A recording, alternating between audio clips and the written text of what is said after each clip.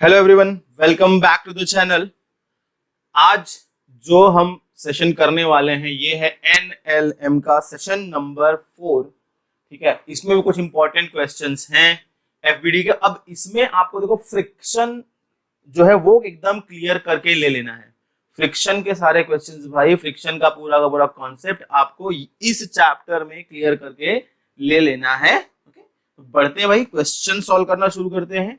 Okay, comment करके बताते चलिएगा भाई कौन कौन वीडियो देख रहा है, ताकि हमको भी समझ में आए भाई कौन देख रहा है कौन नहीं देख रहा है।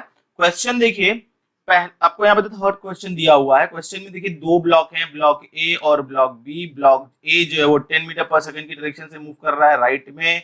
ब्लॉक बी जो है वो 20 मीटर की डायरेक्शन से मूव कर रहा है राइट में। ओके, तो हमें कैलकुलेट करना है ऑल सर्फेसेस आर रफ। सारे का सर्फेस क्या है, रफ है। हमें ड्रॉ करना है the frictional force on A and B. Frictional force on A and B. तो देखिए पहली चीज, अगर मैं ड्रॉ करता हूं ए, बात जरा समझिएगा। ठीक है, मैंने आपको बताया था कि जो आपको फ्रिक्शनल फोर्स की डायरेक्शन पता करनी है तो आप क्या पता करोगे कि भाई जो फ्रेम है, वो फ्रेम, ए की बात नहीं कर रहा हूं मैं, फ्रेम की बात करो। जो फ्रेम है वो कौन सी डायरेक्शन में मूव कर रहा है। जिस डायरेक्शन में फ्रेम मूव करेगा उसके अपोजिट डायरेक्शन में आपका फ्रिक्शनल फोर्स लगने वाला है। अब देखो यहाँ पे जो सरफेस कांटेक्ट में है वो एक ही है, कौन सा, ए और बी ही है।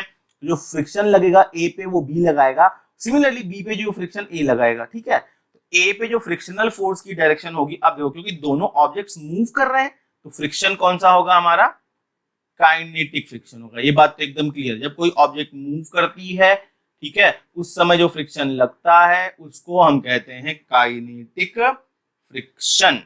तो जो इसकी डायरेक्शन होगी काइनेटिक फ्रिक्शन की, वो क्या होगी, जैसे मान लीजिए ए को यहीं पे छोड़ दीजिए, हमें ए की ही बात करना है। ए को यहीं पे छोड़ दीजिए तो पूरा पूरा सिस्टम आपका ये जो है मूव करेगा कहाँ, पूरा पूरा डायरेक्शन सिस्टम मूव करेगा आपका राइट साइड में।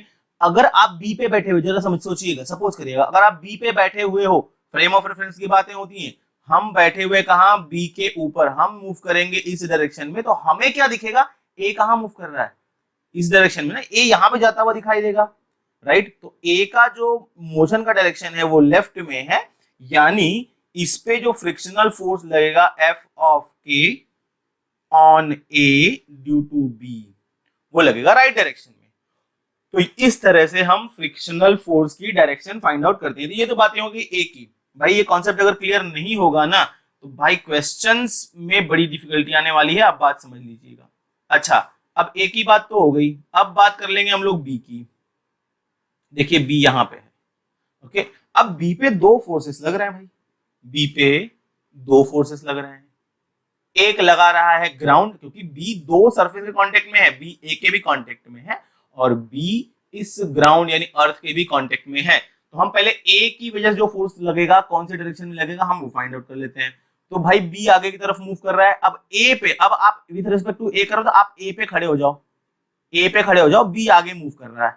ए पे खड़े हो गए आप, ए मूव नहीं कर रहा है अभी, बी आगे की तरफ मूव कर रहा है राइट ना। बी आगे मूव कर रहा है तो ए पे खड़े होकर भी आपको क्या दिखेगा भाई, बी कहां जा रहा है, बी कहां जा रहा है आपका, राइट साइड में जा रहा है। तो इस पे जो फोर्स लगेगा, frictional force on B due to A, वो लगेगा लेफ्ट की डायरेक्शन में। एकदम सही है। अगर आप ग्राउंड पे भी खड़े रहोगे, देखिए ग्राउंड पे भी खड़े रहोगे, आपको क्या दिखेगा, अगर आप ग्राउंड पे खड़े हो, आप यहाँ पे खड़े हो, चाहे आप यहाँ पे खड़े हो, तो जब बी मूव करेगा तो आपको क्या दिखेगा भाई, बी इधर जाता हुआ दिखेगा राइट साइड में। तो जो ग्राउंड इस पे फोर्स लगाएगा एफ के due to ground on B due to ground A, वो भी कहां लगेगा, लेफ्ट डायरेक्शन में लगने वाला है। तो इस तरह से हम फाइंड आउट करते हैं the direction of the frictional force. ठीक है, बढ़ते हैं आगे। अब देखिए क्वेश्चन आपको दिया गया है, क्वेश्चन में क्या कहा गया है, a block of mass 5 kg is resting on अ, ये जो इसका मास है ब्लॉक का वो 5 kg का है, is resting on a surface as shown in the figure, it is acted upon by a force F towards right, इस पे एक फोर्स एफ लगा रहा है राइट डायरेक्शन में। Find the frictional force acting on the block when F की जो value है 5 न्यूटन है, तब जो हमारा फ्रिक्शनल फोर्स होगा वो कितना होगा, जब ए की वैल्यू जो फोर्स की वैल्यू 25 है, यानी 3 केसेस हैं, जब एफ की वैल्यू 5 न्यूटन हो तब फ्रिक्शनल फोर्स कितना होगा, जब ए की वैल्यू 25 न्यूटन हो तब फ्रिक्शनल फोर्स कितना होगा, और जब ए की वैल्यू 50 न्यूटन हो तब फ्रिक्शनल फोर्स कितना होगा। 3 केसेस हैं, और म्यू एस की वैल्यू आपको दी हुई है 0.6 और म्यू के का वैल्यू भी आपको दिया हुआ है 0.5 सॉरी। अच्छा, अब भाई आपको अब बोलोगे भैया सर यहाँ पे 2 वैल्यूज क्यों दी हुई है, एक तो म्यू एस है, ये स्टैटिक फ्रिक्शन की वैल्यू है जब मूव नहीं कर रही है ऑब्जेक्ट, और ये म्यू के जब ऑब्जेक्ट मूव करना शुरू कर गई है तब की वैल्यू है। ठीक है, तो पहला काम हम ये करेंगे भाई, इसका हम ड्रॉ कर लेंगे क्या, एफ बी डी। ठीक है, चलो फोर्सेस लग रहा है, तो फोर्सेस का जो अगर आप फोर्स इस डायरेक्शन में लगाओगे तो जो फ्रिक्शनल फोर्स लगेगा वो इस डायरेक्शन में लगेगा, एफ बराबर है। तो अब अगर मैं बात करूं the maximum frictional force, maximum frictional force that a ground can offer, जो मैक्सिमम फ्रिक्शनल फोर्स ग्राउंड दे सकता है वो होता है एफ मैक्स, जिसकी वैल्यू होती है म्यू एस इंटू एन। ये लिमिटिंग फ्रिक्शन की मैक्सिमम वैल्यू होती है mu S into N, mu S into N.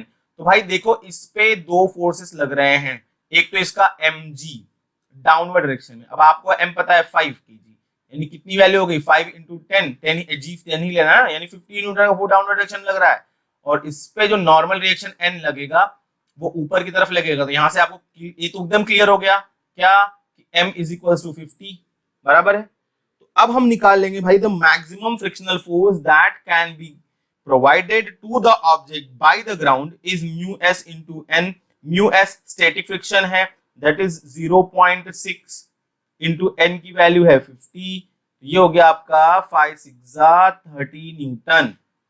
अच्छा, फ्रिक्शनल फोर्स, अब ये एफ मैक्स हम जिसको कहते हैं लिमिटिंग फ्रिक्शन, हम इसको क्या कहते हैं लिमिटिंग फ्रिक्शन, ये वैल्यू कौन सी होती है, मतलब अगर लिमिटिंग फ्रिक्शन तक अगर आपका पहुंच गया, मान लो जो फ्रिक्शनल फोर्स है वो लिमिटिंग पहुंच गया, मतलब अगर आपने अब इसके बाद थोड़ा सा भी फोर्स बढ़ा दिया तो ऑब्जेक्ट जो है मूव करना शुरू कर जाएगी, और इस समय आपका स्टैटिक फ्रिक्शन ना लग के क्या लगेगा, काइनेटिक फ्रिक्शन लगेगा। तो भाई इसकी वैल्यू जो है क्या है 30 न्यूटन है। इसका मतलब जो आप अब एक चीज समझिएगा, अगर आप जो फोर्स लगा रहे हो एक्सटर्नल फोर्स एफ, अगर उसकी वैल्यू कितनी है, एफ मैक्स फ्रिक्शनल फोर्स के इक्वल है या उससे कम है, तो जो बॉडी रहेगी, ऑब्जेक्ट रहेगी, वो कहां रहेगी, it will remain in rest. ये तो आप बात समझ में आ गई। मतलब अगर आपको मूव करवाना है ऑब्जेक्ट को, जो आपको जो फोर्स एक्सटर्नल फोर्स एफ लगाना पड़ेगा वो लिमिटिंग फ्रिक्शन से ज्यादा होगा, बराबर। और अगर एफ जो आप फोर्स लगा रहे हो it is greater than F max, तो ऑब्जेक्ट जो है वो मूव करेगी, क्या करेगी, मूव करेगी, और जब ऑब्जेक्ट मूव करेगी तो उसमें फ्रिक्शनल स्टैटिक फ्रिक्शन नहीं बचेगा, उसमें बन जाएगा काइनेटिक फ्रिक्शन, जिसकी वैल्यू होगी म्यू के इंटू एन। सही है। अच्छा, अब आते हैं ऑप्शन नंबर, देखो क्वेश्चन नंबर जो ऑप्शन में ए दिया गया भाई, ए में कह रहा है भाई एफ की वैल्यू है 5 न्यूटन, तो भाई इसकी वैल्यू जो है it is less then F max, F max से कम है ना, क्योंकि एफ मैक्स आपने कितना कैलकुलेट किया है 30 न्यूटन कैलकुलेट किया है, और जो आप यहाँ पे ए इक्वल टू 5 न्यूटन लगा रहे हो वो कितनी है, और इस केस में बराबर ना वो कितनी है, लेस देन, वो कितनी है less than F max. Therefore यहाँ पे जो फोर्स आएगा वो लिमिटिंग फ्रिक्शन वाला फोर्स आएगा, और जो फ्रिक्शनल फोर्स एफ की वैल्यू होगी it will be equals to F, जिसकी वैल्यू आएगी कितनी 5 न्यूटन। देखो इस केस की बात कर रहे हैं तो इसमें जो फ्रिक्शनल फोर्स एफ आएगा वो जो आप एक्सटर्नल फोर्स एफ लगा रहे हैं उसके इक्वल ही आएगा, बराबर। ये कंडीशन समझ लीजिए भाई, एकदम ध्यान समझ लीजिए, अगर external force is less than और equals to friction F max, तो जो फ्रिक्शनल फोर्स की वैल्यू आएगी इट विल बी एफ, और ऑब्जेक्ट एट रेस्ट रहेगा, ये कंडीशन आपकी आ गई, यानी जो फ्रिक्शनल फोर्स स्मॉल एफ था उसकी वैल्यू आएगी 5 न्यूटन। अब बढ़ते हैं हम लोग केस नंबर बी की तरफ। बी पे कह रहा है भाई आप 25 न्यूटन का फोर्स लगा रहे हो, कितना लगा रहे हो 25 न्यूटन का, समझना जरा 25 न्यूटन का फोर्स लगा रहे हो, it is again less than 30 Newton. तो आप अगेन फिर से यहाँ जो फ्रिक्शनल फोर्स लगेगा एफ वो होगा स्टैटिक फ्रिक्शन, और इसकी वैल्यू जो होगी वो कितनी होगी जितना आपने फोर्स लगाया है। तो आपने 25 न्यूटन का फोर्स लगाया है, इसमें जो फ्रिक्शनल फोर्स की वैल्यू होगी वो कितनी हो जाएगी 25 न्यूटन हो जाएगी। अब केस नंबर सी पे आते हैं भाई।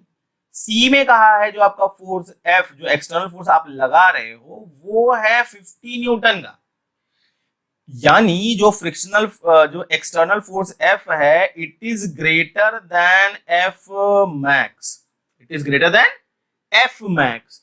अब जो यहाँ पे आपका फ्रिक्शनल फोर्स एफ लगेगा वो होगा काइनेटिक फ्रिक्शन का, देखो बराबर ना, तो काइनेटिक फ्रिक्शन का रहेगा क्योंकि ऑब्जेक्ट मूव करना शुरू कर जाएगी, काइनेटिक फ्रिक्शन का फोर्स रहेगा जिसकी वैल्यू होती है म्यू के इंटू एन, ठीक है। तो म्यू के का वैल्यू कितना है भाई, म्यू के की वैल्यू आपको दी हुई है 0.5 इंटू एन, हमने नॉर्मल डायरेक्शन एन निकाला है, इट इज 50। तो आपका आंसर कितना आ गया 25 न्यूटन, ठीक है। तो ये तीनों केसेस भाई हो गए आराम से इजीली, और आपको समझ में भी आ गए होंगे, ठीक है। चलिए कमेंट करके बताते चलिएगा भाई समझ में आया या नहीं समझ में आया। बढ़ते अगले क्वेश्चन की तरफ। देखिए अगला क्वेश्चन एकदम बढ़िया क्वेश्चन, एकदम मस्त क्वेश्चन दिया गया है आपको, ठीक है। क्वेश्चन में क्या कहा गया है, a block having mass 3 kg is initially at rest, रुका हुआ है सरफेस पे, the coefficient of static friction mu S दिया है 0.3 between the block and the surface, और म्यू के जो दिया है वो 0.1 है काइनेटिक फ्रिक्शन क्या coefficient that is 0.25। A constant force F, force की वैल्यू दी है 50 न्यूटन की, acts on the body at angle theta equal to 37 degree, 37 degree पे, थीटा इक्वल 37 डिग्री पे इस पे एक फोर्स एफ लग रहा है जिसकी वैल्यू 50 न्यूटन की। तो हमें फाइंड आउट करना है the acceleration of the body, acceleration of the body. अच्छा अब देखिए भाई एक्सेलरेशन आएगा कब, जब ऑब्जेक्ट मूव करेगी तब, ठीक है। तो पहले तो हम ये चेक करेंगे भाई कि ऑब्जेक्ट मूव कर रही है कि नहीं कर रही है। तो ऑब्जेक्ट मूव कब करती है, अगर आपको याद हो ऑब्जेक्ट मूव तब करती है जब एक्सटर्नल फोर्स जो इस ऑब्जेक्ट पे लग रहा है उसकी value is greater than F max. F max की वैल्यू क्या होती है हमें पता है, म्यू एस इंटू एन। पहले हम चेक तो कर लें ऑब्जेक्ट मूव करेगी कि नहीं करेगी। अच्छा अब भाई इसके लिए देखिए, अब आपका ऑब्जेक्ट देखो यहाँ पे एक पॉइंट ले लेते हैं, इस पे आपका जो ये देखो ये हॉरिजॉन्टल से एक फोर्स लग रहा है एफ 50 डिग्री का, कितने डिग्री का 50 डिग्री का एक फोर्स हॉरिजॉन्टल से यहाँ पे लग रहा है। बात समझिए जरा, ये आपका एंगल दिया है 37 डिग्री, यानी इस 50 डिग्री के ये 37 हुआ तो ये भी 37 हो जाएगा। तो इस फोर्स के हमारे क्या हो जाएंगे, दो रेक्टेंगुलर कंपोनेंट हो जाएंगे। इस डायरेक्शन में हो जाएगा क्या 50 cos 37 डिग्री का, और यहाँ पे हो जाएगा कितना 50 sin 37 डिग्री का। अच्छा हमने फोर्स के कंपोनेंट निकाल दिए क्योंकि फोर्स जो है स्ट्रेट नहीं लग रहा था। अब देखिए अगर इस फोर्स को हमने ब्रेक कर दिया, अब एफबीडी में 3 kg का ड्रॉ करूं तो देखिए यहाँ पे जो फोर्स लगेगा वो लगेगा 3g का डाउनवर्ड डायरेक्शन में, और एक नॉर्मल रिएक्शन n लगेगा अपवर्ड डायरेक्शन में। इसके अलावा देखिए एक और वर्टिकल फोर्स लग रहा है ना यहाँ पे, देखो ये वाला कितना है 50 sin 37 डिग्री का डाउनवर्ड डायरेक्शन में, और यहाँ पे जो फोर्स लग रहा है वो कितना लग रहा है भाई, इस डायरेक्शन में एक फोर्स लग रहा है कितना 50 cos 37 डिग्री का, और यहां से आपने फोर्स लगाई दिया और कोई फोर्स यहाँ पे काम नहीं कर रहा है, बराबर। तो भाई यहां पे जो आपका फोर्स एक्चुअल में जो काम कर रहा है जिसकी वजह से ऑब्जेक्ट का एक्सेलरेशन आएगा इस डायरेक्शन में, वो है कितना 50 cos 37। सो अब हम निकाल लेंगे एफ मैक्स। हम एफ मैक्स की वैल्यू निकाल लेंगे। पहले तो हमें यहाँ पे एन नॉर्मल रिएक्शन निकालना पड़ेगा। बात समझिएगा जरा। तो एफ मैक्स आपको कहां से मिलेगा? जो हॉरिजॉन्टल डायरेक्शन में फोर्स लग रहा है इसकी वजह से हमें एफ मैक्स मिलेगा। हमें पता है एफ मैक्स की वैल्यू क्या होती है? म्यू एस इंटू एन, जहां पे एन क्या है? आपका नॉर्मल रिएक्शन है। तो हमें म्यू एस तो पता है लेकिन हमें एन नहीं पता है, बराबर ना। अब यहां से हमें वैल्यूज निकालनी पड़ेगी एन की। अब देखिए जो नॉर्मल रिएक्शन एफबीडी से यहां से क्लियर है, सारे वर्टिकल कंपोनेंट्स को आप कंपेयर करिए। जब आप सारे इस डायग्राम के लिए सारे वर्टिकल कंपोनेंट्स को आप कंपेयर करोगे तो आपको मिलेगा normal reaction n equals to 3g यानी 30 प्लस 50 इंटू साइन 37, है ना। 50 इंटू साइन 37, साइन 37 की वैल्यू कितनी होती है? 3/5, 3/5 साइन 37 की वैल्यू 3/5। ये हो गया आपका n का वैल्यू कितना आ जाएगा? आप सिंप्लीफाई करोगे ये हो गया आपका कितना? 5 10 30, 30 प्लस 30, 5 10 50, 10 इंटू 3 30, 30 प्लस 30 आपका कितना आ गया? 60, बराबर 60 न्यूटन का फोर्स लग रहा है। अच्छा यहाँ पे जी का वैल्यू दिया नहीं है कुछ भी। अच्छा ठीक है, यहाँ पे आपको समझ में आ गया 60 न्यूटन का फोर्स लग रहा है। नाउ हम निकालेंगे भाई क्या? F S max. अब हम एफ एस मैक्स की वैल्यू कैलकुलेट कर देते हैं।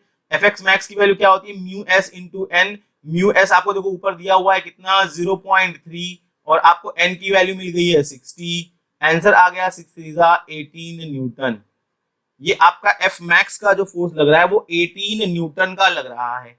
जो एफ मैक्स जो फ्रिक्शनल स्टैटिक फ्रिक्शनल यानी जो मैक्सिमम फ्रिक्शनल वैल्यू होगी जिसको हम लिमिटिंग फ्रिक्शन कहते हैं उसकी वैल्यू होगी 18 न्यूटन की। सही है। अब आपने कितना फोर्स लगाया बात जरा समझिएगा। आपने फोर्स लगाया एफ कितना? 50 न्यूटन का। बात समझिए। तो आपने जो एक्सटर्नल फोर्स एफ लगाया है एफ एक्सटर्नल जिसकी वैल्यू है 50 न्यूटन, इसकी जो वैल्यू है it is greater than F max. इसकी जो वैल्यू है it is greater than F max. F max से ज्यादा है, मैक्सिमम से ज्यादा है। यानी ऑब्जेक्ट क्या करेगी बेटा? ऑब्जेक्ट मूव करेगी भाई लोग। ओके, ऑब्जेक्ट मूव करेगी। जब ऑब्जेक्ट मूव करेगी तो इस पे जो फोर्स लगेगा वो कौन सा फोर्स लगेगा भाई? फ्रिक्शनल फोर्स कौन सा लगेगा? फ्रिक्शनल फोर्स कौन सा लगेगा? तो एफ काइनेटिक फ्रिक्शनल फोर्स लगेगा। एफ काइनेटिक फ्रिक्शनल फोर्स लगेगा जिसकी वैल्यू कितनी होगी हमारी भाई? म्यू के इंटू एन होगी।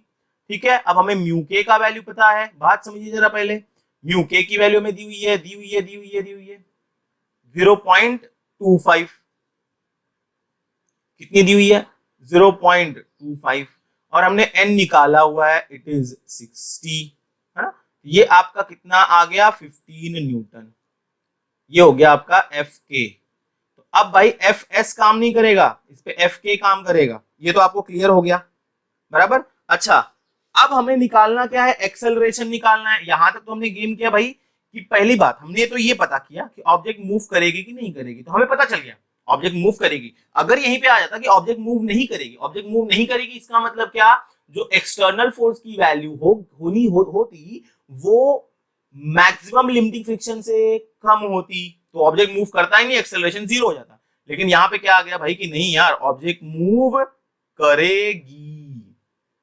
जब ऑब्जेक्ट मूव करेगी तो इस पे यहाँ पे इस डायरेक्शन में एक फोर्स लगेगा कितना? 50 न्यूटन का फोर्स लग रहा है। और इसमें जो काइनेटिक फ्रिक्शन लगेगा वो एफ के इस डायरेक्शन में लगेगा, एफ ऑफ के, जिसकी वैल्यू में 15 पता है। एफ ऑफ के की वैल्यू कितनी है? 15 न्यूटन है। जो एक्सेलरेशन होगा वो इस डायरेक्शन में होगा ए। तो हमें एक्सेलरेशन निकालना है, न्यूटन का लॉ लगाएंगे। तो न्यूटन का लॉ में देखिए भाई, अब ऑब्जेक्ट कहां पे एक्सेलरेट कर रही है? राइट साइड में, यानी राइट साइड का फोर्स ज्यादा 50 माइनस लेफ्ट साइड का फोर्स कम 15 equals to m into A हो जाएगा the mass into the acceleration. Mass body का कितना है? 3 और एक्सेलरेशन है आपका a। 50 माइनस 15 बराबर 50 माइनस 15। अच्छा, एक चीज और हम गड़बड़ कर रहे हैं। यहां पर जो आपका फोर्स लग रहा है भाई, ये जो फोर्स लग रहा है 50 न्यूटन का, वो यहां नहीं लग रहा है। इस डायरेक्शन में जो कंपोनेंट लग रहा है फोर्स का भाई, उस पे ध्यान दे देना है। इस डायरेक्शन में जो फोर्स का कंपोनेंट है वो कौन सा है? 50 cos 37 है। कितना है? 50 cos 50 cos 37 भाई, ये हो गया 50 cos 37। तो यहाँ पे 50 ना होके आपको कितना मिलेगा, यहाँ पे आपको मिलेगा 50 इंटू cos 37 की वैल्यू होती है 4/5 minus 15 equals to 3a। Simplify कर लेंगे, 5 टेंजा यहाँ पे हो गया 40, 40 माइनस 15 कर दोगे, 40 माइनस 15 तो आपको कितना मिल जाएगा 25, 25 इक्वल्स टू 3a।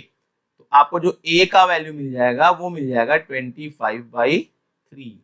ये हो गया आपका एक्सेलरेशन का वैल्यू। तो भाई ये क्वेश्चन आपको बहुत ही अच्छे से समझ में आ गया होगा। ठीक है, चलिए कमेंट करके बताते चलिएगा भाई। और चीजों को नोट डाउन नहीं कर पा रहे हैं तो स्क्रीनशॉट लेके इसको बार बार समझिए कि भाई कैसे चीजें हो रही हैं। लिखने के ज्यादा चक्कर में नहीं पड़िएगा, स्क्रीनशॉट आप ले सकते हो। ठीक है, चलिए बढ़ते हैं अगले क्वेश्चन की तरफ। अगला क्वेश्चन आपको दिखाई दे रहा है, एकदम सिंपल सा क्वेश्चन है कि इन the figure, in the previous example, suppose we move the block by pulling it, ठीक है, pulling it with the help of a massless string, ठीक है, tied to the block as shown in here. What is the force F required to provide the same acceleration in the block? Question समझना, पहले वाला question ही था, हम वहां पे देखो उसमें इस क्वेश्चन में क्या था, हम ये फोर्स F से पुश कर रहे थे। ठीक है, F से हम इसको क्या कर रहे थे, पुश कर रहे थे। अब उसी F से हम लोग पुल कर रहे हैं। ठीक है ना। Suppose we move the block by pulling it with the help of a massless string tied to the block as shown here. What is the force F required to produce the same acceleration. आपका same होना चाहिए। हमारा acceleration पिछले question में कितना आया था, 25/3। इतना ही एक्सेलरेशन आना चाहिए। उस उतने एक्सेलरेशन की जो फोर्स की वैल्यू आएगी वो कितनी आएगी, बराबर। यही क्वेश्चन यहां पे पूछा गया है। चलिए यहीं पे एफबीडीज का ड्रॉ हो जाएगा भाई।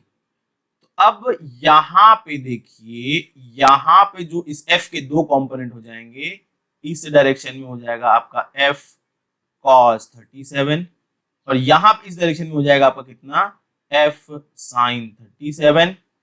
और यहां पे जो काम करेगा इसका वेट mg नीचे की तरफ, बराबर ना। और कुछ है, हाँ नहीं है।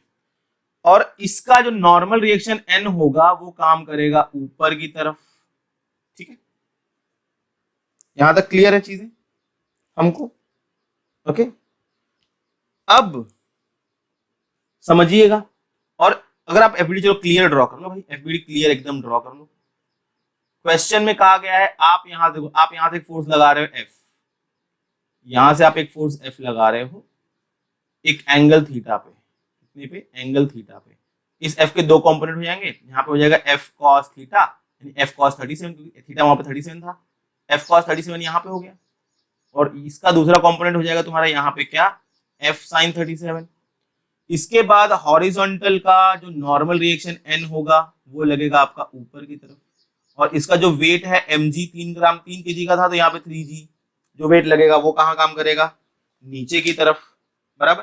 बाकी सब चीजें सेम है, बाकी सब चीजें सेम है ना। तो अब जरा एफबीडी से आपको एक चीज बहुत अच्छे से क्लियर हो रही है, क्या, कि n plus f sin 37 equals to mg यानी 3g यानी 30, बराबर।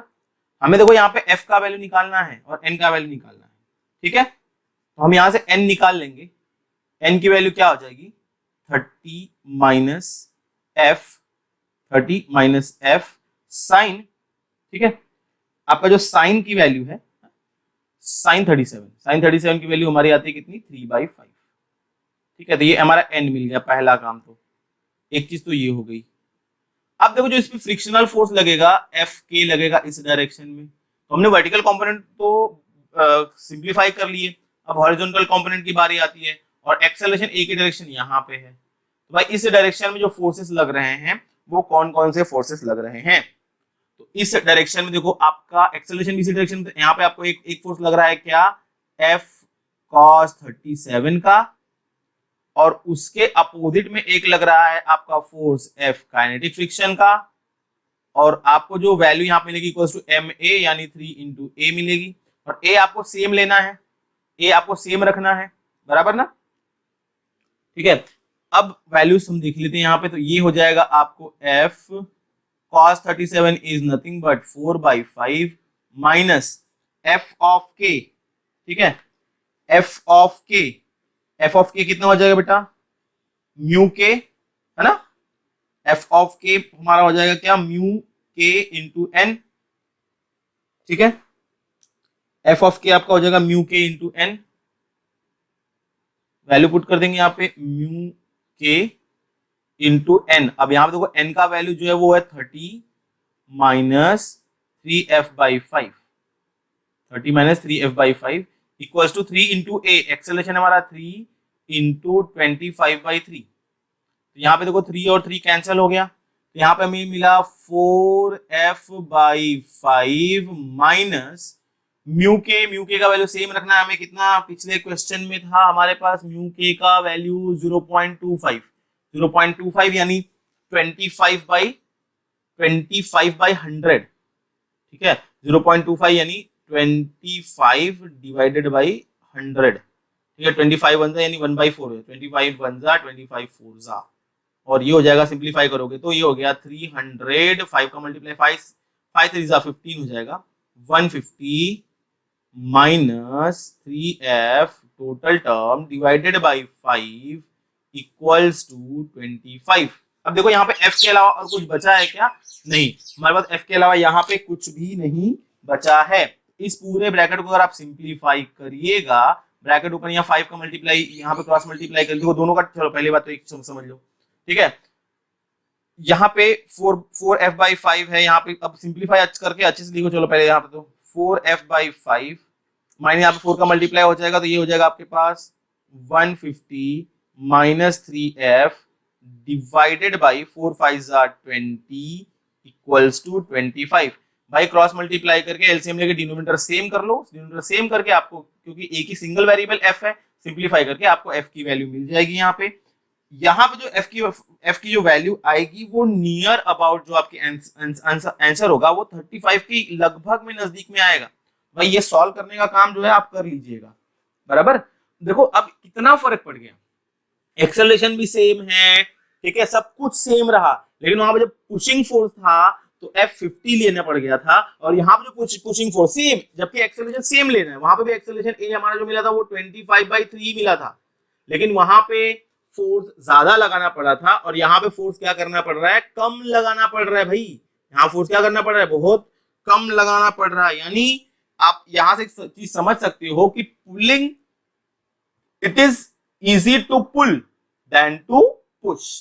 पुल करना इजी होता है, पुश करना डिफिकल्ट होता है, बराबर। चलिए बढ़ते हैं हम अगले क्वेश्चन की तरफ। देखिए क्वेश्चन आपको दिया गया है, अच्छा, कांटेक्ट फोर्सेस की बातें होती हैं। a body of mass 400 g slides on a rough horizontal surface. If the frictional force दिया आपको 30 Newton, find the angle made by the contact force of the body with the vertical जो contact force लग रहा है उसका angle कितना है, और दूसरा the magnitude of the contact force का मैग्नीट्यूड कितना है वो फाइंड आउट करना है। अरे बाप रे, ठीक है, कोई बात नहीं है। अब देखिएगा भाई, जो कॉन्टेक्ट फोर्सेस की बात हो रही है, ठीक है, हम यहां पे बातें करेंगे कॉन्टेक्ट फोर्स का। ठीक है, अब जैसे फॉर एग्जांपल ये क्वेश्चन समझने के पहले यहां पे हम बातें कर लेंगे। सपोज करिए ये हमारी एक ऑब्जेक्ट है, इस ऑब्जेक्ट पे आप यहां से एक फोर्स लगा रहे हो F। क्या लगा रहे हो, एक फोर्स F लगा रहे हो। भाई ये फोर्स F जो है वो इसके दो रेक्टेंगुलर कंपोनेंट में ब्रेक हो सकता है, एक ये वाला रेक्टेंगुलर कंपोनेंट, एक ये वाला रेक्टेंगुलर कंपोनेंट।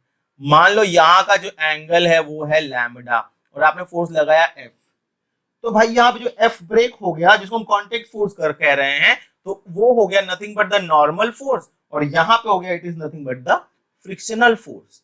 जो कांटेक्ट फोर्स है उसके दो रेक्टेंगुलर कंपोनेंट हो जाएंगे, एक नॉर्मल फोर्स N हो जाएगा और एक फ्रिक्शनल फोर्स एफ हो जाएगा, ये बात समझिएगा। और जो मैग्नीट्यूड होगा कॉन्टेक्ट फोर्स का, जो magnitude of the contact force F है, it is nothing but square root of F square plus N square. ठीक है, ये बात आप ध्यान से समझ लीजिएगा। ठीक है, अब आते हैं हम क्वेश्चन पे अपने। क्वेश्चन में क्या कहा गया है, एक ब्लॉक है, क्या है भाई, एक ब्लॉक है 400 ग्राम का, कितने का, 400 ग्राम का, मतलब 0.4 केजी का। इस पे एक फोर्स लगा हुआ है, एक फोर्स एफ लगा हुआ है। तो फ्रिक्शनल फोर्स आपको दिया, इस फोर्स एफ के दो कंपोनेंट हो जाएंगे, एक नॉर्मल रिएक्शन एन हो जाएगा, कांटेक्ट फोर्स एफ के दो कंपोनेंट, एक नॉर्मल फोर्स हो जाएगा। अच्छा, दूसरा यहां से भी एक चीज और देख लीजिएगा भाई, अगर आप यहां से tan थीटा की वैल्यू निकालो, यहां से tan लैम्डा निकालो, क्या निकालोगे, tan लैम्डा की वैल्यू निकालोगे, ये होगा आपका f by n। tan lambda की वैल्यू क्या आएगी आपकी बेटा, f बाई n। ठीक है, चलिए, तो अब हमें एक तो देखो, ये जो हमारा कॉन्टेक्ट फोर्स F था, ये दो पार्ट में हो गया, एक तो नॉर्मल फोर्स N हो गया और दूसरा फ्रिक्शनल फोर्स स्मॉल f हो गया। क्वेश्चन में आपको दिया गया है, ठीक है, क्वेश्चन में आपको दिया गया है the frictional force is 3 Newton, f की वैल्यू, स्मॉल f की वैल्यू आपको 3 दे दी गई है। अच्छा, अब 0.4 ग्राम का, ये किलोग्राम का ये वेट है, तो इसको जो फोर्स लगेगा वो लगने वाला है 0.4 g का, जिसकी वैल्यू हो जाएगी 0.4 इंटू 10, जिसकी वैल्यू हो जाएगी 4 न्यूटन। तो आपको देखो यहाँ पे मिल गया n की भी वैल्यू, n की वैल्यू कितनी मिल गई, अभी हमने कैलकुलेट किया, दैट इज 4 न्यूटन। n का वैल्यू 4 न्यूटन आ गया, f का वैल्यू 3 न्यूटन आ गया, एकदम इजी हो गया। पहला निकालना था angle made by the contact force on the body with the vertical, vertical से ये एंगल कितना बना रहा है, वो एंगल होगा हमारा, मान लेते हैं ये एंगल है हमारा tan लैम्डा, तो tan लैम्डा इक्वल्स टू हो जाएगा f बाई n। ठीक है, तो f का वैल्यू है हमारे पास 3 और n का वैल्यू हमारे पास 4, तो लैम्डा की वैल्यू हमें मिल गई, यहाँ पे मिल गया tan लैम्डा, तो यहाँ से लैम्डा की वैल्यू क्या मिल जाएगी, tan इनवर्स ऑफ 3/4। तो पहला पॉइंट आपका हुआ एकदम clear. Magnitude of the contact force, हमें f का वैल्यू निकालना है, तो फॉर्मूला में पता है भाई, magnitude of contact force f is equals to हो जाएगा root over small f square plus n square, यानी रूट ओवर f की वैल्यू है 3 का स्क्वायर 9, n की वैल्यू 4, 4 का स्क्वायर 16, यानी वैल्यू आ गया रूट ओवर 25 यानी 5। तो magnitude of the contact force is 5 Newton. ठीक है, ये चीज आपको एकदम क्लियर है, समझ में आया। तो कॉन्टेक्ट फोर्स अगर कोई लग रहा है भाई, तो उसके दो रेक्टेंगुलर कंपोनेंट होगा, एक नॉर्मल रिएक्शन n होगा, दूसरा फ्रिक्शनल फोर्स F होगा, और मैग्नीट्यूड जो होगी वो होगी root over f square plus n square, और जो एंगल बनेगा किसके साथ, वर्टिकल के साथ, tan लैम्डा, वो हो जाएगा f बाई n। ठीक है, चलिए बढ़ते हैं अगले क्वेश्चन की तरफ। देखिए क्वेश्चन दिया हुआ है एक, आपको एकदम अच्छा क्वेश्चन दिया है। क्या कह रहा है भाई कि a 20 kg block is gently placed on an inclination, gently placed on an inclined plane of inclination 30 degree, 30 degree का एंगल, यहाँ पे अल्फा की वैल्यू तुमको दी हुई है, alpha equals to 30 degree with horizontal. The coefficient of sliding friction between the box and the plane, coefficient of sliding friction mu दिया है आपको 0.4। ठीक है, find the acceleration of the box down the inclined plane, यानी ये नीचे की तरफ आ रहा है, ये नीचे की तरफ स्लाइड कर रहा है, एक्सेलरेशन ए यहाँ पे है, जो फ्रिक्शनल फोर्स लगेगा F mu S into N. देखो अब यहाँ पे हमने ब्रेक कर लिया सब कुछ, तो हमें निकालना है एक्सेलरेशन ए, हमें ए की ही वैल्यू फाइंड आउट करनी है। तो भाई ये जो आपका एफबीडी यहाँ पे पहले से ड्रॉ हो चुका है, एफबीडी में देखो यहाँ पे क्या लग रहा है, इसका वेट mg डाउनवर्ड डायरेक्शन में काम करेगा, ये अगर आपका अल्फा है तो ये भी आपका अल्फा होगा, इसके दो कंपोनेंट हो जाएंगे, हॉरिजॉन्टल के साथ बनेगा आपका mg sin अल्फा, यहाँ पे बनेगा आपका mg cos अल्फा, और यहाँ पे जो फ्रिक्शनल फोर्स लगेगा F वो लगेगा म्यू एस इंटू एन। तो भाई सारे कंपोनेंट, अब देखो यहाँ पे जो आपको ये लेने हैं ना, एक्सिस लेनी है ना, वो इस तरह से लो, ये हमारे एक्स एक्सिस है, ये हमारा वाई है, ये वर्टिकल है, ये वाई यानी ये वर्टिकल हो गया और ये हॉरिजॉन्टल हो गया। कंपेयर करा लो भाई, तो पहले हम वर्टिकल कंपोनेंट को कंपेयर करते हैं, तो यहाँ पे देखो वर्टिकली अपवर्ड डायरेक्शन में हमारा n लग रहा है, तो n equals to downward direction में क्या है हमारे पास mg cos अल्फा, अल्फा बोले तो 30 डिग्री। तो m मास दिया हुआ है आपको 20 kg का, तो 20 इंटू 10 हो जाएगा 20 इंटू जी की वैल्यू है 10, cos 30 होता है आपका √3/2, 2 से कट करोगे 2 10 जा 10 10 100, 100√3 हो गया। ये n का वैल्यू हो गया आपके पास कितना 100√3। ओके अच्छा, अब इसके बाद सारे हॉरिजॉन्टल कंपोनेंट को कंपेयर कर लेते हैं। एक्सेलरेशन देखो डाउनवर्ड डायरेक्शन में, बात समझना जरा, एक्सेलरेशन डाउनवर्ड डायरेक्शन में है, इसका मतलब हो गया mg sin अल्फा ग्रेटर है mg sin 30 degree minus frictional force जो लग रहा है F that is equals to mu into n, मिला के हो जाएगा आपका मास इनटू एक्सेलरेशन। ठीक है, द रिजल्टेंट फोर्स जो F नेट होता है वो कितना होता है F नेट, देखो ये हम जो लिखते हैं ना, ये क्या लिखते हैं हम लोग F नेट लिखते हैं, नेट फोर्स कितना लग रहा है, तो नेट F नेट की वैल्यू क्या होती है मास इनटू एक्सेलरेशन होती है।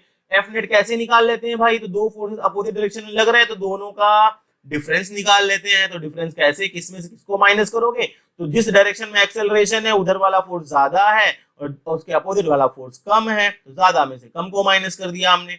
अब देखो यहां से हमें ए का ही वैल्यू निकालना है, तो ए की वैल्यू क्या हो जाएगी mg sin 30, m आपको दिया है 20, g आपके पास है 10 इंटू साइन 30 बोले तो 1/2 माइनस म्यू का वैल्यू आपको दिया है 0.4 इंटू n की वैल्यू मेरे पास पड़ी है 100√3 divided by m the mass, ये देखो m यहाँ पे मल्टीप्लाई था ना, यहाँ पे आके डिवाइड हो जाएगा, तो मास कितना है आपका 20 है। सिंप्लीफाई कर लेंगे इसको तो हमें मिलेगा a का वैल्यू 2 से कट हुआ 10 10 100 माइनस 0.4 मल्टीप्लाइड बाई 100 यानी कितना हो गया 40√3 डिवाइडेड बाई 20 से 100 को डिवाइड कर दोगे आपको मिल जाएगा 5 माइनस 20 से 40 को डिवाइड कर दोगे आपको मिल जाएगा 2 मल्टीप्लाइड बाई √3 का वैल्यू होता है 1.732, तो मुझे मिलेगा 5 माइनस 2 का 2 2 जा 4 2 3 जा 6 2 7 14 4 2 1 2 1 3 माइनस कर दिया हमने यहां से 5 माइनस 3.464, आंसर आपको मिल जाएगा जो है वह 1.504 या 505 मीटर पर सेकेंड स्क्वायर। ये हो गया आपका वैल्यू किसका, एक्सेलरेशन का वैल्यू हो गया। ठीक है, चलिए अगला क्वेश्चन जरा हम देख लेंगे, इजी क्वेश्चन है, सिंपल क्वेश्चन है। क्वेश्चन में कहा गया है अ फोर्स, ठीक है, a force of 400 Newton acting horizontal pushes up a 20 kg block from a rough inclined plane which makes an angle of 45 degree, inclined plane का angle 45 degree है। The acceleration experienced by the block is, acceleration जो लग रहा है वो है 0.5 metre per second square का। तो हमें फाइंड आउट करना है तो जो coefficient of sliding friction between the blocks and the inclined plane. देखो यहाँ पे आपको डायग्राम नहीं दिया गया है भाई, अब डायग्राम क्योंकि आपको नहीं दिया गया है तो डायग्राम खुद से बनाना पड़ेगा। ठीक है, डायग्राम हम खुद से बना लेंगे, कोई दिक्कत है, कोई परेशानी है नहीं है। ये देखिए यहां पे जो एंगल आपका दिया है ये एंगल है आपका 45 डिग्री का, यहां पे आपने एक ब्लॉक रखा हुआ है, वो ब्लॉक पे जो फोर्स लग रहा है that is the pushing force, जिसकी वैल्यू है, ऐसे लग रहा है भाई फोर्स, ये फोर्स की वैल्यू है आपकी कितनी 400 न्यूटन की, 400 न्यूटन का फोर्स यहाँ पे लग रहा है। ठीक है, और जो ब्लॉक का वेट है वो 20 kg का है, बहुत सही है। ओके, और आपको दिया है एक्सेलरेशन की वैल्यू, है ना, हाँ, the acceleration experience by the block is 0.6 metre per second square, find the coefficient of sliding friction. ठीक है, तो जो एक्सेलरेशन इसमें आ रहा है, एक्सेलरेशन जो आ रहा है इसमें वो है आपका कितना 0.6 मीटर पर सेकंड स्क्वायर का है। ठीक है, तो अब हमें निकालना है कि भाई जो फ्रिक्शन होगा वो कितना हो, कोएफिशिएंट कितना होगा। चलो कोई बात नहीं, कोई दिक्कत नहीं, कोई परेशानी नहीं। यहाँ पे एफबीडी ड्रॉ करेंगे भाई, आइए एफबीडी हम इसका ड्रॉ कर लेते हैं। तो पहली चीज देखो यहाँ पे आपका लगेगा क्या, इस पॉइंट पे mg डाउनवर्ड डायरेक्शन में। ठीक है, ये फोर्स N आपका हो गया यहाँ पे 400 इस डायरेक्शन में। mg के दो कंपोनेंट हमारे हम ब्रेक कर लेंगे। एक कंपोनेंट यहाँ पे होगा दैट इज mg, ये एंगल देखो आपका 45 डिग्री का है, बराबर है भाई, ये एंगल आपका 45 डिग्री का है, यानी यहाँ वाला जो एंगल आपका होगा, ठीक है, इसके और इसके बीच का एंगल ये भी होगा आपका 45 डिग्री का, ओके। और यहाँ का भी जो एंगल यहाँ पे होगा ये भी कितना होगा 45 डिग्री का। mg को ब्रेक करोगे तो यहाँ पे मिल जाएगा mg cos 45 डिग्री, और इस डायरेक्शन में आपको मिल जाएगा क्या mg sin 45 डिग्री, ठीक है। अच्छा, इसका नॉर्मल रिएक्शन n चला जाएगा ऊपर की तरफ, ठीक है। इस 400 को ब्रेक करोगे अगर आप, इस 400 का एक कंपोनेंट तो आपका इधर हो जाएगा दैट इज 400 sin 45 डिग्री, और इस डायरेक्शन में आपका एक कंपोनेंट हो जाएगा कितना 400 cos 45 डिग्री। एफबीडी आपको क्लियर है, एफबीडी आपको एकदम क्लियर है, कोई दिक्कत कोई परेशानी नहीं है। और जो आपका एक्सेलरेशन काम कर रहा है, नॉर्मल रिएक्शन हमने ले ही लिया है, जो आपका एक्सेलरेशन काम कर रहा है, एक्सेलरेशन की वैल्यू हो जाएगी, है ना, वो आपकी जो वैल्यू हो जाएगी वो कहां हो जाएगी भाई, एक्सेलरेशन की वैल्यू वो अपवर्ड डायरेक्शन में हो जाएगी, यानी जो फ्रिक्शनल फोर्स F लगेगा, जो फ्रिक्शनल फोर्स F लगेगा, F जो हमारा काम करेगा वो यहाँ पे काम करेगा, इस डायरेक्शन में आपका F काम करेगा। चलिए अब पहले वर्टिकल कंपोनेंट्स कंपेयर कर लो, तो यहाँ पे आपको मिलेगा n का वैल्यू मिल जाएगा क्या, दो है ना यहाँ पे 400 sin 45 और mg cos 45, तो हम यहाँ पे लिख देंगे 400 sin 45 प्लस mg cos 45, तो ये हो जाएगा आपका 400 इंटू साइन 45 बोले तो 1/√2 प्लस मास आपको दिया हुआ है 20, जी आपका है 10, तो ये हो गया आपका 200 इंटू 1/√2, 400/√2 200/√2, ये आपको मिल गया कितना 600 डिवाइडेड बाई √2, यानी इसको आप ऐसे भी लिख सकते हो कितना 300, है ना, आप ऐसे √2 का मल्टीप्लाई कर सकते हो तो 300√2 हो जाएगा, ये 300√2 की वैल्यू निकाल लेंगे तो ये होगा आपका क्या 300 मल्टीप्लाइड बाई 1.414, इन 3 का मल्टीप्लाई इसमें आप कर दोगे तो आपको जो वैल्यू यहाँ पे मिलने वाली है ना 300 मल्टीप्लाइड बाई 414, तो आपको जो वैल्यू मिलेगी यहाँ पे नियर अबाउट आपकी मिल जाएगी 421.4 न्यूटन। ये नॉर्मल रिएक्शन n का वैल्यू हमें मिल गया, हमने कंपेयर किया वर्टिकल कंपोनेंट। अब बातें कर लेंगे भाई हॉरिजॉन्टल कंपोनेंट्स की। तो हॉरिजॉन्टल मतलब देखो फ्रिक्शनल फोर्स यहाँ लग रहा है, एक्सेलरेशन ए कहाँ जा रहा है भाई, इसका ऊपर की तरफ, एक्सेलरेशन ए जो आपका जाएगा वो ऊपर की तरफ जाएगा, तो फ्रिक्शनल फोर्स की पहले हम वैल्यू निकाल लेते हैं, फ्रिक्शनल फोर्स एफ की। तो अब एक्सेलरेशन चलो आ जाओ, चलो चलो कुछ नहीं सॉल्व कर लेते हैं हम लोग, ठीक है। तो एक्सेलरेशन जो ऑब्जेक्ट का है ए वो कहाँ पे बेटा ऊपर की तरफ है, यानी ऊपर के साथ जो फोर्सेस हैं वो है ज्यादा, तो अब हम कर लेंगे इसको क्या 400 ऊपर फोर्स लग रहा है cos 45 डिग्री और नीचे दो फोर्सेस लग रहे हैं, कौन सा, एक F लग रहा है, दूसरा लग रहा है आपके पास mg sin 45 डिग्री, ये दोनों मिला के आपको देंगे मास इनटू एक्सेलरेशन।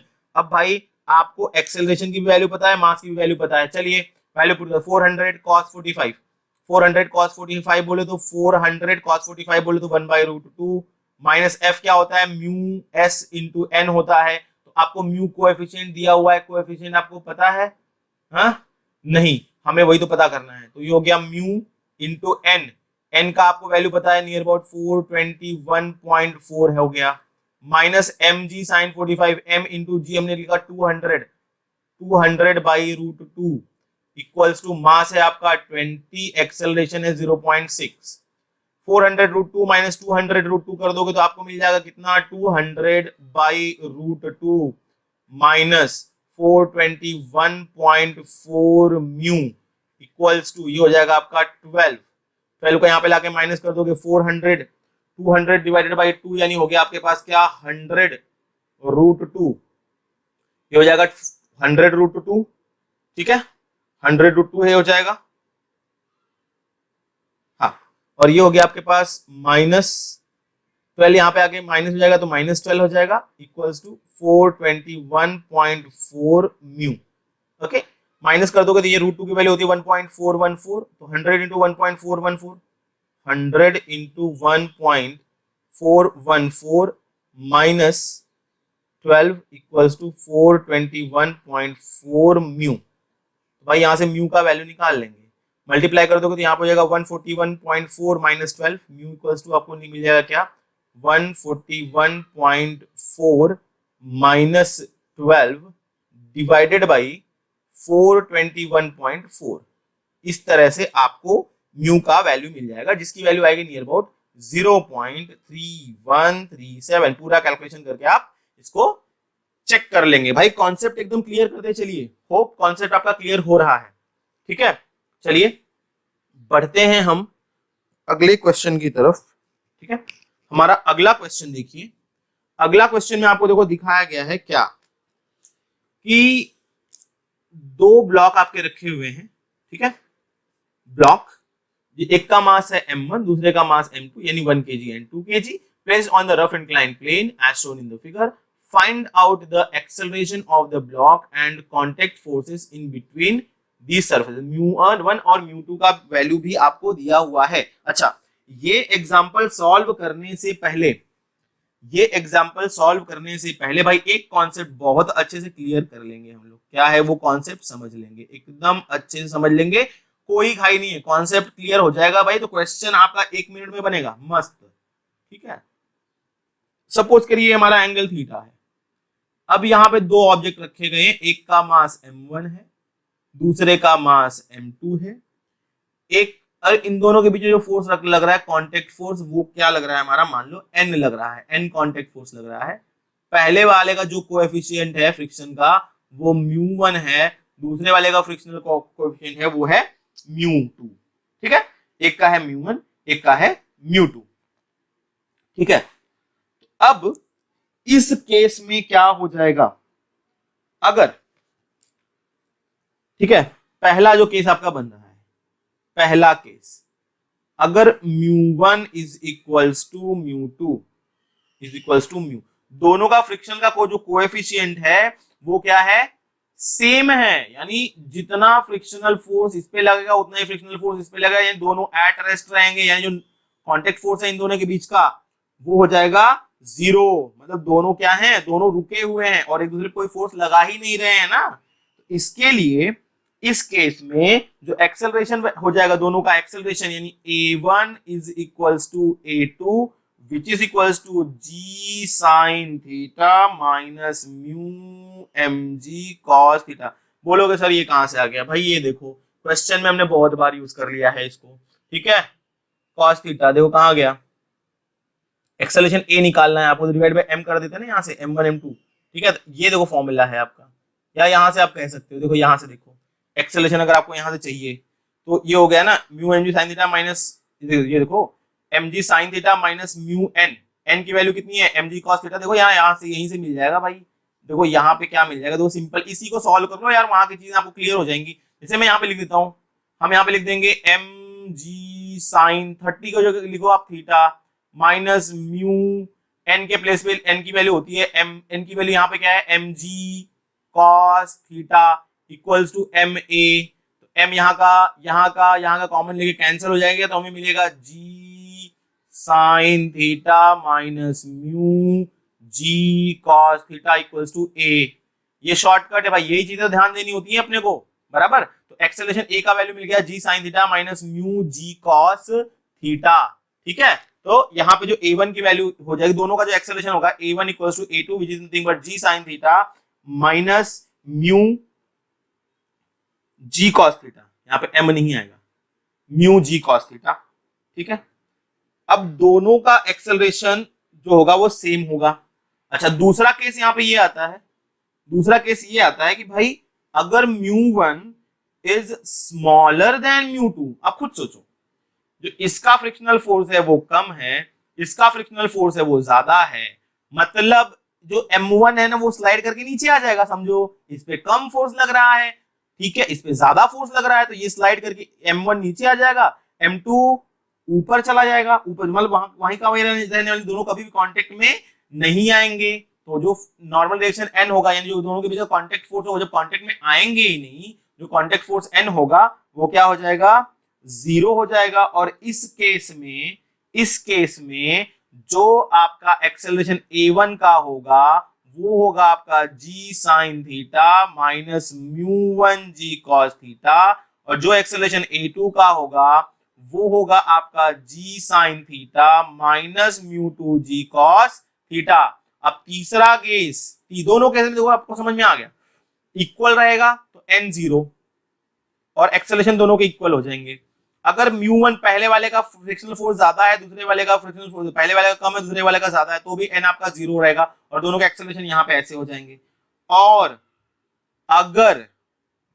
अगर म्यू1 इज ग्रेटर देन म्यू2, मतलब म्यू1 स्लोली स्लाइड करेगा क्योंकि फ्रिक्शनल फोर्स बहुत ज्यादा है इसका, म्यू2 से ज्यादा है ना, m1 का जो फ्रिक्शनल फोर्स है वो m2 से ज्यादा है, तो ये स्लोली स्लाइड करेगा, लेकिन ये रैपिडली स्लाइड करेगा। दोनों हमेशा क्या रहेंगे, एक दूसरे के कांटेक्ट में रहेंगे। जो कांटेक्ट फोर्स N होगा वो 0 नहीं होगा, और जो एक्सेलरेशन A1 और A2 होगा वो दोनों क्या होगा, सेम होगा। ठीक है, तो ये हमारे केसेस हो गए। चलिए आइए, अब आपको पता क्या करना है, होप आप क्वेश्चन जो है वो सिंप्लीफाई कर सकते हो। क्वेश्चन में कहा गया है, दो है, find out the acceleration of the block, है ना, and contact force in between these surfaces, n निकालना है। तो पहले तो यार देख लो, यहाँ पे म्यू1 की वैल्यू दी हुई है, सिंपल सा चीज, पहला वाला ब्लॉक है म्यू1, उसका कांटेक्ट फोर्स क्या है 0.5, दूसरे का जो है वो है म्यू2, उसका कांटेक्ट फोर्स कितना है 0.2, ठीक है 0.2। आपको पता है भाई 0.5 इज ग्रेटर देन 0.2, यानी म्यू1 इज ग्रेटर देन म्यू2। अगर म्यू1 इज ग्रेटर देन म्यू2 तो जो कांटेक्ट फोर्स N होगा वो 0 नहीं होगा, तो कितना होगा फाइंड आउट करेंगे। और जो एक्सेलरेशन हो जाएगा A1 वो तो वही होने वाला है, A1 इक्वल्स, दोनों का एक्सेलरेशन सेम होगा, A1 equals to A2 equals to A। A मतलब F net A1 equals to A2 equals to A, जिसकी वैल्यू होगी भाई F नेट डिवाइडेड बाई दोनों मासेस 1 + 2 3, यानी F नेट डिवाइडेड बाई 3। अब हमें कैलकुलेट करना पड़ेगा भाई, दोनों चीजें कैलकुलेट करनी पड़ेगी कि F नेट कितना होगा और N कितना होगा। चलिए अब इसके लिए भाई FBD ड्रॉ करना पड़ेगा अपने को, बराबर। FBD अगर आप ड्रॉ करोगे, जरा देखो, तो FBD अगर आप ड्रॉ करोगे तो देखो इसका जो फ्रिक्शनल फोर्स होगा, ठीक है, इसका जो फ्रिक्शनल फोर्स होगा इस डायरेक्शन में, जो फ्रिक्शनल फोर्स, अब यहाँ पे आप स्लाइड करिए ऑब्जेक्ट नीचे की तरफ, तो जो फ्रिक्शनल फोर्स लगने वाला है वो इधर लगने वाला है, तो जो फ्रिक्शनल फोर्स F1 लगेगा बिकॉज ऑफ इसके, तो वो होगा फ्रिक्शनल फोर्स म्यू1 इंटू N होता है, N मतलब क्या हो गया M1 G साइन थीटा। देखो हॉरिजॉन्टल जो बंद रहता है वो साइन थीटा ही रहता है, और जो आपका F2 लगेगा यहाँ पे बिकॉज ऑफ द 2 kg वाला, तो उसको कहेंगे अगर हम लोग F2, तो वो लगेगा आपका कितना म्यू2 M2 G sine theta. Theta का वैल्यू आपको 37 दिया हुआ है, ठीक है। अच्छा, और हमारा जो F और यहाँ पे जो फोर्स, जो फ्रिक्शनल फोर्स है, ठीक है, अब ये देखिए फ्रिक्शनल फोर्स हो गया ये तो आपका एक। अब देखो जो mg है, ये अब ये जो 2 और 1 है भाई, अब एक चीज और समझो, जरा एक चीज और समझ लो, यहीं पे हम सीधे एकदम क्लियर कर लेंगे। अब ये 1 और 2 दोनों क्योंकि एक साथ स्लाइड करेंगे ना नीचे की तरफ, क्योंकि हमारा एक्सेलरेशन दोनों का सेम हो गया है, तो जो इसका वेट mg होगा वो नीचे काम करेगा, तो इसका जो रेक्टेंगुलर कंपोनेंट एक यहाँ पे काम करेगा, that is mg sine theta वाला, और थीटा की वैल्यू 37 है। और एक्सेलरेशन देखो a भी आपका कहाँ है, डाउनवर्ड डायरेक्शन में है, तो अगर वर्टिकल कंपोनेंट का कंपेयर करो तो देखो mg sin थीटा एक लग रहा है डाउनवर्ड नीचे की तरफ, और बाकी दोनों ऊपर की तरफ लग रहे हैं, यानी जो रिजल्टेंट F नेट हो जाएगा, तो हमारा F नेट यहाँ से देखो मिल जाएगा, F नेट मिल जाएगा, तो A मिल जाएगा, हमारा एक्सेलरेशन मिल जाएगा, एक्सेलरेशन A इक्वल्स टू क्या मिल जाएगा, पहले A निकाल लेते हैं, F नेट मतलब डाउनवर्ड वाला force, that is mg sin theta. देखिए mg sin थीटा बोले तो 37 है ना, माइनस F1 प्लस F2 कर देंगे, और डिवाइडेड बाई 3 कर देंगे, सारी वैल्यूज हम लोग पुट कर देंगे भाई यहाँ पे, ठीक है। F1 प्लस F2 सारी वैल्यूज आप निकाल लोगे, यहाँ पे पुट कर दोगे, ऊपर जो आपका न्यूमरेटर में आंसर आने वाला है mg sin 37, इसकी वैल्यू नियर अबाउट आपकी 18 आएगी, माइनस इसकी वैल्यू 7.2 F1 प्लस F2 की आएगी, डिवाइडेड बाई अपन 3 करेंगे, ठीक है। तो आपका जो आंसर मिलने वाला है सिंप्लीफाई करके एट द एंड वो आएगा कितना 3.6 मीटर पर सेकेंड स्क्वायर। ये आप सिंप्लीफाई करोगे, मैंने आपको कॉन्सेप्ट क्लियर कर दिया। और दूसरा क्या निकालना है, हमारा एक्सेलरेशन तो मिल गया, अब हमें एन निकालना है। तो अगर आप जो एन की बात करोगे तो देखो यहाँ पे एन काम करेगा नॉर्मल डायरेक्शन एन ऊपर की तरफ, और एम जी का यहाँ पे काम करेगा क्या, एम जी कॉस थीटा। अब देखो भाई यहाँ पे 1 2 अकेले नहीं है क्योंकि दोनों का एक्सेलरेशन सेम है, तो यहाँ पे 1 2 kg नहीं, टोटल मिला के 3 kg का ब्लॉक काम करेगा। जो नॉर्मल रिएक्शन एन हो जाएगा या कॉन्टेक्ट फोर्स एन हो जाएगा, उसकी जो वैल्यू हो जाएगी वो कितनी हो जाएगी। अब इसके लिए क्या करना पड़ेगा भाई, एफबीडी ड्रॉ करना पड़ेगा। इसलिए क्या करना पड़ेगा अपने को, एफबीडी ड्रॉ करना पड़ेगा। ये तो नॉर्मल रिएक्शन हो गया, सॉरी, हमें कॉन्टेक्ट फोर्स एन निकालना है। ठीक है, हम कॉन्टेक्ट फोर्स एन निकालेंगे, चलिए कोई बात नहीं। तो अब हम कर लेंगे भाई 1 kg ब्लॉक का एफबीडी ड्रॉ कर लो आप, चलो आ जाओ। अब इसके लिए आपको क्या ड्रॉ करना पड़ेगा, 1 kg ब्लॉक, यहाँ पे देख लो यार इजी वाला सम, यहाँ पे 1 kg ब्लॉक का एफबीडी ड्रॉ कर लेंगे। तो भाई इस 1 kg ब्लॉक के ऊपर जो 2 kg ब्लॉक वाला है, वो 2 kg ब्लॉक वाला फोर्स लगाएगा एन, कॉन्टेक्ट फोर्स इस डायरेक्शन में। ये बात तो एकदम सही है, इस डायरेक्शन में इस 1 kg वाले ब्लॉक पे एक फोर्स लग रहा है, कितना, जी है ना, एम जी साइन, कौन सा, या जो एक्सेलरेशन आप ले लो तो यहाँ पे कितना लग रहा है, एम जी साइन 37। ये भी एक फोर्स लग रहा है ना यहाँ पे, देखो यार 1 kg वाले ब्लॉक पे एम जी साइन 37 यहाँ पे लग रहा है। जो एक्सेलरेशन ए है वो है आपका डाउनवर्ड डायरेक्शन में। ठीक है, तो सारे इनको ब्रेक कर लोगे अगर आप, तो दो फोर्सेस आपके, देखो यहाँ पे फिर से मैं नीचे यहाँ पे लिख दे रहा हूँ यार सिंप्लीफाई करके, एकदम इजी। दो फोर्स डाउनवर्ड डायरेक्शन में लग रहे हैं और एक्सेलरेशन भी आपका डाउनवर्ड डायरेक्शन में है। आपका एक फोर्स है आपका जी यानी M G sine 37 degree, plus दूसरा फोर्स लग रहा है आपका एन डाउनवर्ड डायरेक्शन में, और कौन सा फोर्स आपका एक लग रहा है भाई इस पे कोई और फोर्स लग रहा है आपका, नहीं, ये सब ही मिला के आपको क्या देंगे, m इंटू ए, सब मिला के क्या दे देंगे आपको, m इंटू ए। m की वैल्यू है वो आपको पता है, m की वैल्यू, ठीक है, m की वैल्यू आपको पता है, m की वैल्यू आपकी आएगी, 1 kg का ड्रॉ किया तो यहाँ पे m की वैल्यू हो जाएगी 1 और a का वैल्यू आपका 3.6 है। ठीक है, वैल्यू पुट करके आप यहाँ से n निकाल लोगे। ठीक है, क्लियर है, इस तरह से हम लोग क्या निकाल लेंगे भाई, n का वैल्यू फाइंड आउट कर लेंगे यहाँ से। ठीक है, चलिए बढ़ते हैं हम अगले क्वेश्चन की तरफ। देखिए अगला क्वेश्चन है, इजी सा क्वेश्चन है, एकदम सिंपल सा क्वेश्चन है कि फाइंड आउट, क्वेश्चन दिया है फाइंड आउट द रेंज, देखो यहाँ पे देखो रेंज, एक्चुअली इसमें बहुत सारी, find out the range of forces in the above situation for which 2 kg block does not move on the inclination. कौन कौन से फोर्सेस के लिए जो 2 kg का ब्लॉक है वो मूव नहीं करेगा।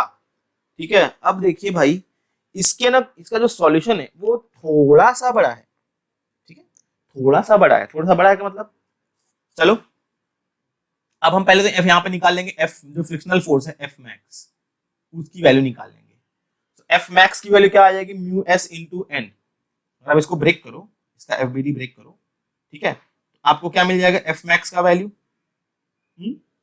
म्यू एस इंटू एन मिल जाएगा। So F max is mu S into N, N बोले तो एम जी कॉस 37। देखो इतना सिंप्लीफिकेशन हमने, इतना क्वेश्चन सॉल्व कर दिया कि हमें डायरेक्टली हमें ये मिल जा रहा है, एन की वैल्यू क्या मिल जाएगी यहाँ से। देखो यार एफबीडी ड्रॉ, मैं बार बार एफबीडी ड्रॉ नहीं करने वाला भाई, ये एन होगा, यहाँ पे आपका एम जी काम करेगा, यहाँ पे क्या मिल जाएगा आपको, देखो सॉरी एक मिनट, क्या हो रहा है, क्या हो रहा है ये, क्या हो रही है ये, हटाओ, हाँ एक मिनट, ठीक है, यहाँ पे जो mg का कंपोनेंट मिलेगा, यहाँ पे आपको मिल जाएगा mg cos 37। तो म्यू mg आपका हो गया क्या, mu s into mg cos 37। Mu s का आपको वैल्यू दिया गया है, म्यू s की वैल्यू आपको दी हुई है कितनी, 0.5 इंटू मास है आपका 2, g है आपका 10, cos 37 होती है 4.4/5। ठीक है, 5 2 10 है ना, आपको नियर अबाउट मिल जाएगा 8 न्यूटन। तो यहाँ पे जो आपको frictional force mu x max लगेगा वो लगेगा 8 न्यूटन का। अगर आप एफबीडी यहाँ पे ड्रॉ करते हो इस वाले ब्लॉक की, आप अगर एफबीडी ड्रॉ करते हो यहाँ पे, तो आपको यहाँ पे एक फोर्स लग रहा है म्यू एस या फ्रिक्शनल फोर्स एफ, जिसकी वैल्यू है आपकी 8 न्यूटन की। ठीक है, आप यहाँ पे एक और फोर्स F लगा रहे हो, ठीक है, F लगा रहे हो, और इस डायरेक्शन में एक छोटा सा फोर्स लग रहा है क्या, mg sin 37 का, बराबर ना। ये तो हमारा FBD हो गया। अब आपको इसमें क्या करना होता है भाई कि देखो मैं आपको बता दे रहा हूँ, ये F की वैल्यूज हमें बार बार पुट करनी पड़ती है कि भाई अगर हम F की वैल्यू, जो एक्सेलरेशन होगा A, है ना, वो हम फाइंड आउट करेंगे। F की वैल्यू जैसे हमने 2 किया तो A कितना आया, 4 किया, 0 किया तो कितना आया एक्सेलरेशन, ठीक है। तो उस हिसाब से हमें हमें क्या करना है, वैल्यूज पुट, जैसे हमने यहाँ पे F का वैल्यू 2 लिया तो F फ्रिक्शनल फोर्स कितना आया, F का वैल्यू 4 लिया तो फ्रिक्शनल फोर्स कितना आया, ठीक है। आपको एक खाली कॉन्सेप्ट याद रखना है, ठीक है। अब इतने सारे डेरिवेशन करने की जरूरत नहीं, खाली एक फॉर्मूला याद रखो कि जो रेंज होती है फोर्स की, जिसके लिए कि हमारा ऑब्जेक्ट जो रहेगा वो मूव नहीं करेगा, तो जो एक्सटर्नल फोर्स जो आपका F लग रहा है उसकी जो रेंज होती है, it should be greater than equals to क्या, mg sin theta minus mu mg cos theta and less than equals to mg sin theta plus mu mg cos theta. This is the range. अगर जो force, external force इस range में अगर लगेगा आपका, तो जो ऑब्जेक्ट है वो मूव नहीं करेगी, ठीक है। चलिए ये याद रखना है आपको, बाकी चीजों में आपको पढ़ने की जरूरत नहीं है। बढ़ते हैं हम अगले क्वेश्चन की तरफ। अगला क्वेश्चन एकदम अच्छा सा क्वेश्चन दिया हुआ है, प्यारा सा क्वेश्चन दिया हुआ है। क्वेश्चन क्या कह रहा है, क्या करना है भाई, है ना, the following figure, in the following figure force F is gradually increased from 0। जो फोर्स F है उसको 0 से बढ़ाया जा रहा है। Draw the graph between applied force F and the tension. F और T के बीच में ग्राफ हमें क्या करना है, प्लॉट करना है। In the string the coefficient of static friction between the block and the ground is mu S. हमें ग्राफ प्लॉट करना है T में और इसमें, T में और F में हमें एक ग्राफ प्लॉट करना है। देखो एकदम पहले तो ग्राफ का ले लो लाइन, चलो आ जाओ, ठीक है। ये हो गया आपका F, एक्सटर्नल फोर्स F, ये हो गया आपका टेंशन T, ठीक है, टेंशन T हो गया। ये फोर्स, एक्सटर्नल फोर्स F हो गया और ये टेंशन T हो गया। हमने क्या किया हुआ है ना, F को धीरे धीरे इंक्रीज किया हुआ है 0 से, F 0 था, ठीक है, उसके बाद हमने इंक्रीज किया हुआ है इसको धीरे धीरे। तो हम जो टेंशन बढ़ना शुरू होगा वो कितना होगा, क्या होगा, हमें ये फाइंड आउट करना है। देखो जब आप F को इंक्रीज करोगे धीरे धीरे, बात समझना, तो अब जो आपका जो फ्रिक्शनल फोर्स होता है वो होता है एक F मैक्स, जिसकी वैल्यू होती है म्यू एस mg। यहां तक जब तो फ्रिक्शनल फोर्स इतना रहेगा भाई आपका, तब तक तो भाई ये ऑब्जेक्ट मूव करने वाला नहीं है, तब तक ये ऑब्जेक्ट मूव करने वाला नहीं है। इसका मतलब यहां से हमें एक लाइन मिलेगी कुछ एक पर्टिकुलर प्लेस तक, जिसकी वैल्यू होगी फोर्स, जहां पे जो फोर्स की वैल्यू होगी वो होगी म्यू एस mg। जहां तक जब ऑब्जेक्ट मूव करेगा नहीं तो टेंशन T हमेशा क्या रहेगा, 0 ही रहेगा। लेकिन उसके बाद जब इसकी लिमिटिंग फ्रिक्शन खत्म हो जाएगी, लिमिट पहुंच जाएगी और इसके आगे और आप फोर्स बढ़ाओगे तो इसका फ्रिक्शन जो है वो स्टैटिक ना होकर काइनेटिक हो जाएगा। और फ्रिक्शन के साथ जैसे फ्रिक्शन आपका धीरे धीरे क्या होगा, फ्रिक्शन आपका जैसे आप फोर्स बढ़ाओगे फ्रिक्शनल फोर्स कम होगा, और कम होगा मतलब ऑब्जेक्ट मूव करेगी, तो टेंशन ग्रेजुअली धीरे धीरे धीरे जैसे आप फोर्स बढ़ाते जाओगे टेंशन आपका बढ़ता जाएगा। तो इस तरह से हमारा भाई ये ग्राफ हो गया है, बराबर। तो इस तरह से आपको ग्राफ मिलने वाला है, ठीक है। बाकी का कुछ क्वेश्चन, हमारा क्वेश्चन नंबर 14 से हम आगे जो करने वाले हैं हम नेक्स्ट सेशन में कर लेंगे। जो चीजें आपको बताई गई भाई एक बार रिवाइज कर लिए, क्योंकि इसके आगे के जो क्वेश्चन है ना वो थोड़े से चैलेंजिंग होने वाले हैं आपके, ओके। तो रिवाइज करके फिर से वापस हम कल मिलेंगे। चलिए तब तक के लिए धन्यवाद।